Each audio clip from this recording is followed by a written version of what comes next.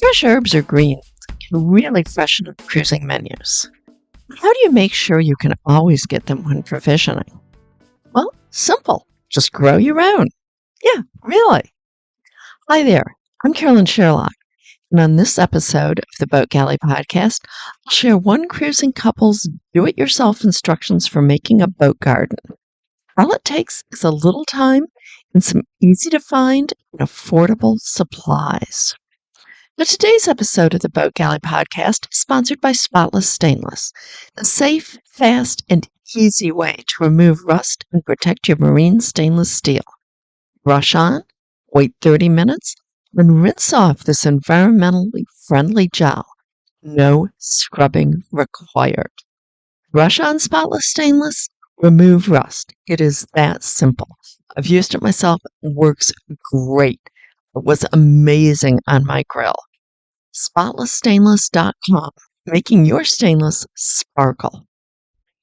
Lots of people who go cruising want to have a little bit of a garden. Basically, like to have some herbs or greens, something like that.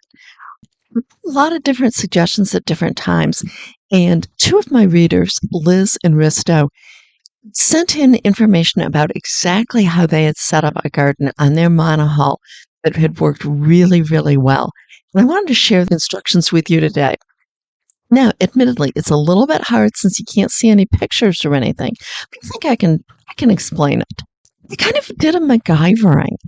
Basically, they started with 4-inch and 6-inch PVC pipe cut to roughly 8 to 12 inches high, depending on exactly how tall they wanted their planters. They put the corresponding crack or the size of PVC on the bottom end of it, and then drilled a couple holes in it and put a U-bolt that they could attach to their stern rail, their stainless steel rail there, basically just so that the planter would stand up on that stern rail.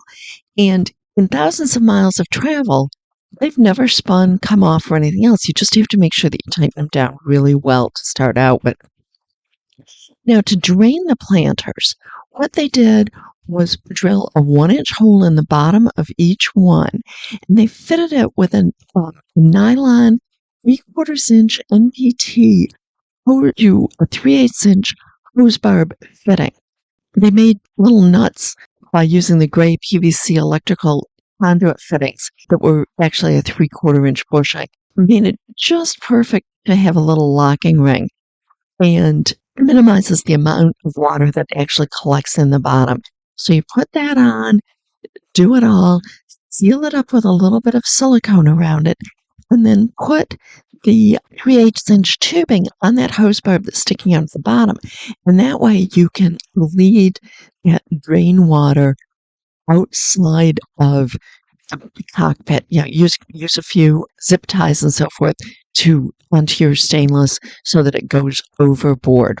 They used as I said, the U-bolts with backing plates to attach the planters to the rail, and also sealed them with silicone so that they would be waterproof and not be dripping just from strange places.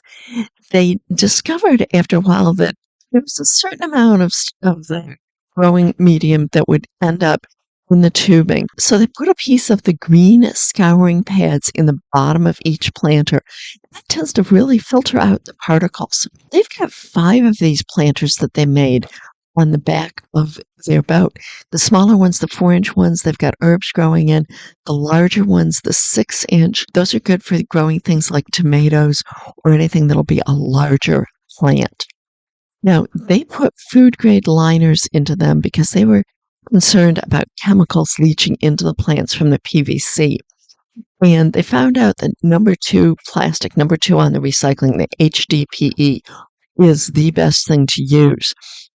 What they used was some quart bottles that they were able to find from other things. They would simply turn it upside down with the bottom cut off at the right height.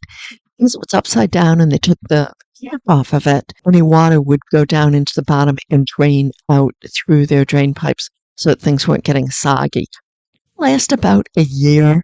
when they have to replace them. For the 6-inch ones, they couldn't find anything that would fit perfectly. So they used 1-gallon jugs, either like water, vinegar, something like that, cut it off just below where the funnel starts on it.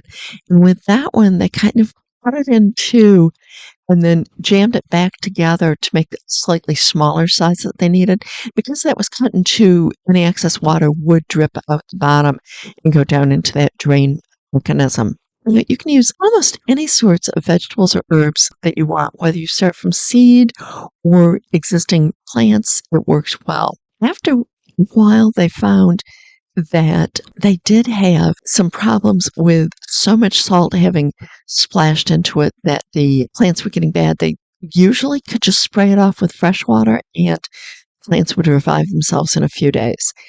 And over time, of course, now the plants start getting too big towards the end of their growing season. They ended up just basically pitching the whole plant, trying to salvage as much of the dirt as they could. But the next year, they were having to find new dirt. And that actually ended up being one of the tougher things for them to do when they were outside of the US or Canada, was trying to find dirt.